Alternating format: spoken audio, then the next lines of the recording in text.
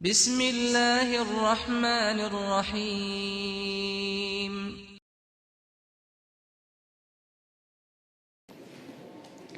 إن الحمد لله نحمده ونستعينه ونستغفره ونؤمن به ونتوكل عليه ونعوذ بالله من شرور أنفسنا وسيئات أعمالنا من يهد الله فهو المهتد ومن يضلل فلن تجد له وليا مرشدا وأشهد أن لا إله إلا الله وحده لا شريك له وأشهد أن محمدا عبده ورسوله يا أيها الذين آمنوا اتقوا الله حق تقاته ولا تموتن إلا وأنتم مسلمون أما بعد أن رسول الله صلى الله عليه وسلم قال كل أمتي يدخلون الجنة إلا من أبى قيل ومن يأبى يا رسول الله قال من أطاعني دخل الجنة ومن عصاني فقد أبى أو كما قال النبي صلى الله عليه وسلم. Jemaah Jumat yang dirahmati Allah Subhanahu wa taala, disebutkan dalam hadis riwayat Bukhari bahwasanya Nabi sallallahu alaihi wasallam bercerita bahwasanya beliau dibawa oleh dua orang malaikat.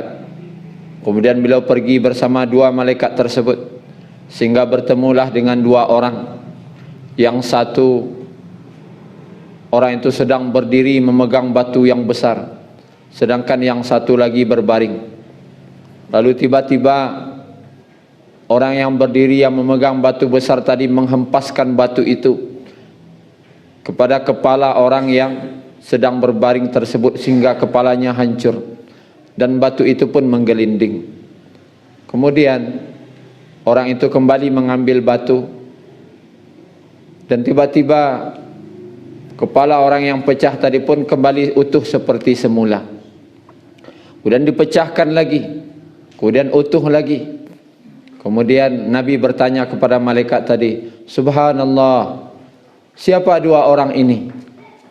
Maka malaikat tadi berkata, terus jalan, terus jalan. Sehingga bertemu lagi dengan dua orang.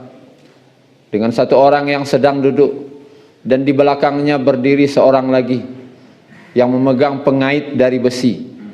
Lalu tiba-tiba dia memasukkan pengait besi tersebut ke mata orang yang sedang duduk tadi dan dirobeknya ke belakang, dan dimasukkannya ke dalam hidungnya, dan dirobeknya lagi ke belakang, dan dimasukkannya ke mulutnya, dan dirobek lagi ke belakang. Kemudian dia berpindah ke sisi yang satu lagi. Belum lagi dia mulai di sisi yang satu lagi, tiba-tiba wajah yang sudah hancur dan robek tadi kembali utuh seperti semula, dan begitu terus. Dan Nabi bertanya, siapa dua orang ini? Lalu malaikat berkata, terus jalan, terus jalan. Kemudian sampailah di sebuah danau. Danau yang sangat buruk, yang sangat busuk. Dan danau itu pun danau darah. Lalu di tepi danau ada seorang yang sedang berdiri, sedang mengumpulkan batu. Dan di tengah danau sedang ada orang yang kesusahan berenang. Saking susahnya, hampir-hampir dia mati berenang. Dan akhirnya dia sampai di tepi. Di tepi danau tadi, bukannya dibantu oleh orang tadi, malah dimasukkan batu ke dalam mulut orang yang berenang tersebut. Sehingga dia berenang kembali ke tengah.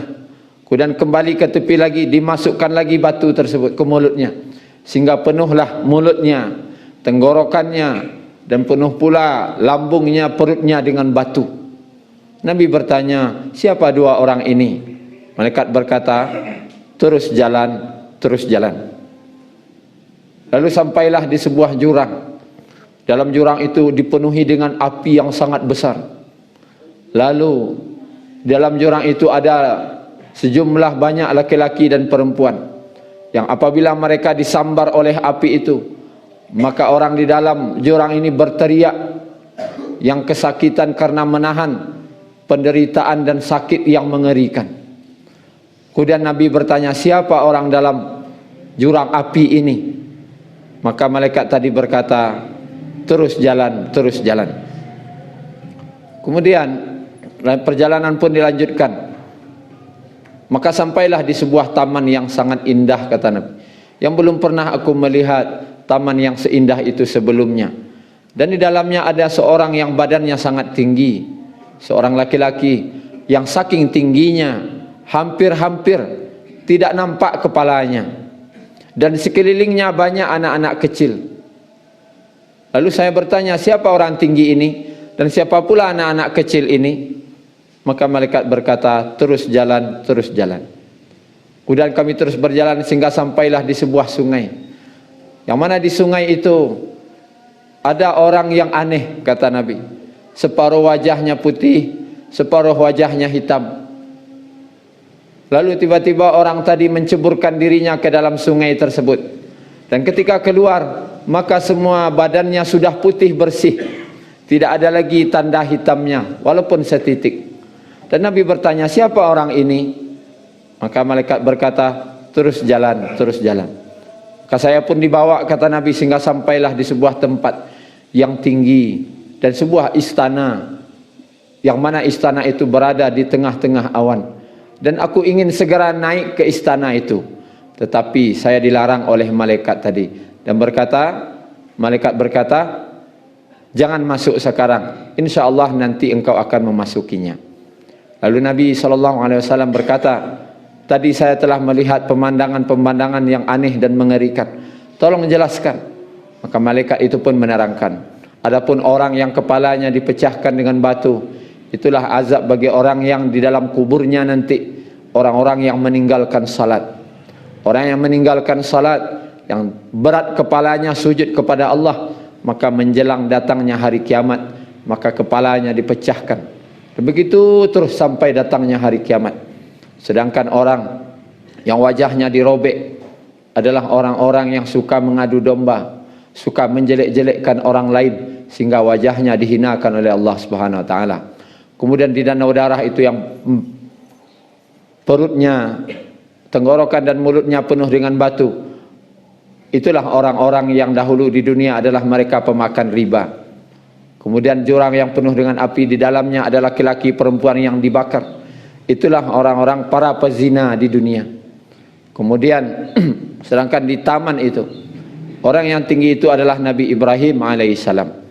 Dan sedangkan anak-anak kecil itu adalah anak-anak surga yang mereka meninggal sebelum balik. Lalu ada sahabat bertanya, apakah juga termasuk anak orang-orang musyrik? Ya, kata Nabi. Walaupun dia anak orang musyrik, tapi meninggal sebelum balik, maka mereka akan menjadi pelayan di surga. Kemudian ada pun di sungai yang wajah orangnya separuh bagus, separuh hitam, lalu menceburkan diri dan wajahnya kemudian bersih semua, maka itulah orang-orang yang amalannya sama banyak dengan keburukannya. Ketika ditimbang di mizan, ternyata kebaikan dan keburukannya sama, maka dia adalah orang yang terakhir masuk surga. Artinya kloter terakhir memasuki surga. Kemudian mereka dimandikan di sebuah sungai yang bernama Sungai Nahrul Al-Hayah. Setelah itu barulah mereka diizinkan memasuki surga. Kemudian adapun tempat yang tinggi itu, itulah wasilah, yaitu tempat tertinggi di surga Firdaus, yang tidak ada tempat orang yang memasukinya kecuali orang yang paling mulia. Maka Nabi SAW bersabda, dan aku berharap itulah aku orangnya yang akan memasukinya. Semoga kita bisa mengambil pelajaran dari hadis ini. Fa'tabiru ya ulil absar la'alakum turhamun. Syukran ya Rabbi, syukran. Hadaita qalbi, syukran.